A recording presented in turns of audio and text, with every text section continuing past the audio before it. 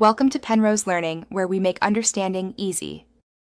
You start by making sure Instagram is updated and has camera and microphone access. This avoids permission errors. Next, decide whether you'll record in camera at a high frame rate or import an existing high frame clip from your gallery.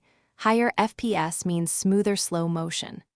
Once done, open Instagram and tap the plus icon, then choose Reel or Story. Reel gives more control. You're now positioned to capture or import footage that will respond well to slow motion adjustments.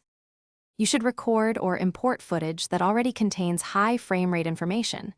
Instagram can slow down video, but native FPS helps preserve smooth motion. If recording, set your phone camera to 60 to 240 FPS and capture the action. If importing, trim tightly to the moment you want slowed. Shorter clips translate to cleaner slow motion. Make sure you use steady framing and bright light, because good exposure reduces blur when you play the clip slower. Once trimmed, proceed to editing. In Reels, tap the clip, use the speed tool or timeline to set playback to roughly 0. 3 to 0.